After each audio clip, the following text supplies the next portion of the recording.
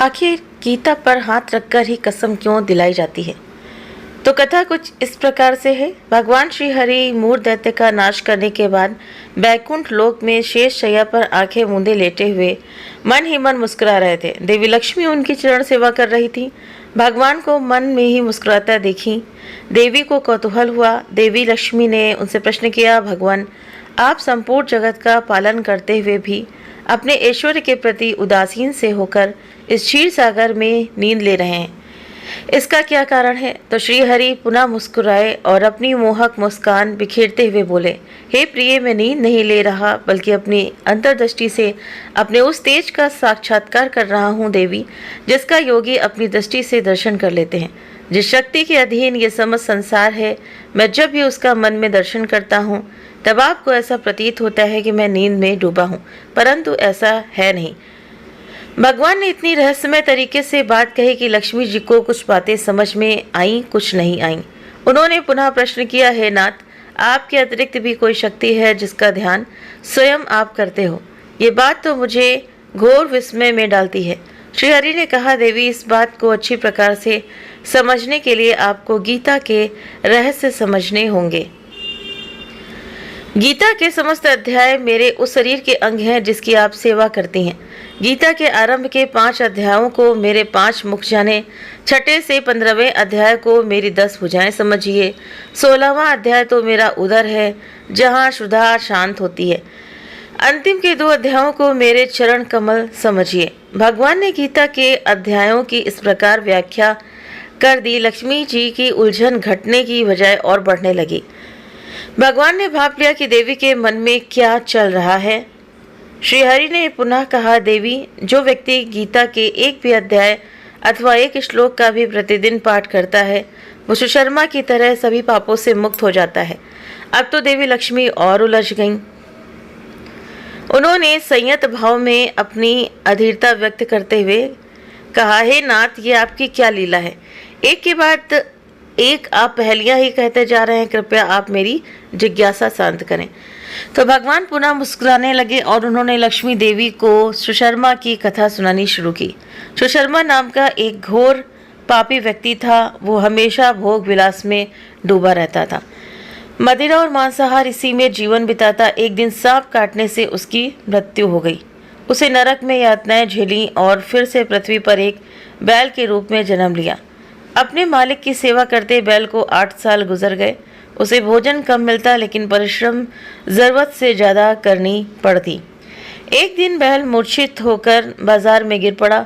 बहुत से लोग जमा हो गए। वहां उपस्थित लोगों में से कुछ ने बैल का अगला जीवन सुधारने के लिए अपने अपने हिस्से का कुछ पुण्यदान करना शुरू किया। उस भीड़ में एक वेश्या भी खड़ी थी। उसे अपने पुण्य का पता नहीं था, फिर भी उसने कहा उसके जीवन में जो भी पुण्य रहा हो उसका अंश बैल को मिल जाए। बैल मरकर यमलोक पहुंचा। बैल के हिस्से में जमा पुण्य का हिसाब किताब होना शुरू हुआ तो एक बड़े आश्चर्य की बात हुई। ऐसे आश्चर्य की बात जिसके बारे में यदि धरती लोक पर किसी व्यक्ति को कहो तो विश्वास ही ना करें। बैल के हिस्से में सर्वाधिक पुण्य उस वेश्या का दान किया हुआ आया था। उसी वेश्या के किए पुण्यदान के कारण बैल को नरक लोक से मुक्ति हो गई। इतना ही नहीं, उसी पुण्य फल से पृथ्वी लोक का भोग करने के लिए मानव रूप में जन्म देकर भेजा गया। उसके पुण्य इतने थे कि विधाता ने उससे पृथ्वी लोक पर जाने से पहले उसकी इच्छा भी पूछी। ऐसा सौभाग्य करोड़ों में किसी किसी धर्मात्मा को ही मिलता है। इंसान के रूप में जाने से पहले बैल ने मांगा, हे परमात्मा, आप मुझे मानव रूप में पृथ्वी पर भेजने का जो उपकार कर रहे हैं उससे मैं धन्य हो गया हूँ। अब आपसे और क्या मांगूं? बैल योनि में मेरा जन्म मेरे पूर्व के कर्मों के दंड स्वरूप ही रहा होगा। इसीलिए मैं चाहता हूँ कि मनुष्य रूप में जाकर मैं उन कर्मों में ना पड़ूं जो मेरा भावी खराब करे। मनुष्य रूप में इसकी आशंका सर्वाधिक है। परमात्मा ने पूछा, तो बताओ मैं तुम्हारा कैसे प्रिय करूं? अपनी एक इच्छा बताओ। उसने मांगा, मुझे बस वो क्षमता प्रदान करें कि मुझे पुनर्जन्म की समस्त बातें स्मरण रहें। उनका स्मरण करके मैं कर्मों से भटकने से स्वयं को रोक सकूंगा। बस इतनी सी कृपा और कर दें। परमात्मा ने उसकी इच्छा स्वीकार ली और उसे वो योग्यता प्रदान कर दी। पृथ्वी लोक पर आने के बाद उसे पूर्व जन्म स्मरण थे, इसीलिए उसने सबसे पहले उपकार का फल चुकाने का निर्णय किया। पृथ्वी पर आकर उसने उस वैश्या को तलाशना शुरू किया जिसके पुण्य से उसे मुक्ति मिली थी। आखिरकार उसने उस वैश्या को खोज ही निकाला। उसने वेश्या को सारी बातें बताईं और फिर पूछा, देवी आप धन्य हैं, आपके कर्म तो सबसे नीच कर्मों में आते हैं, फिर भी आपके पास इतना संचित पुण्य कैसे था? ये घोर आश्चर्य की बात है। मैं जानना चाहता हूँ कि कौन सा पुण्य आपने मुझे दान किया था। वेश्या ने एक तोते की ओर इशारा करके कहा, वो तोता प्रतिदिन कुछ पढ़ता है।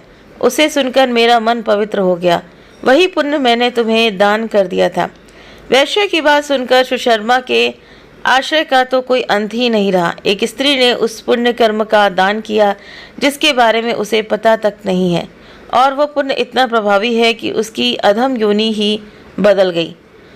उसने तोते को आदरपूर्वक प्रणाम किया और उसके ज्ञान का रहस्य पूछा। तब तोते ने अपने पूर्व जन्म की कथा सुनाई।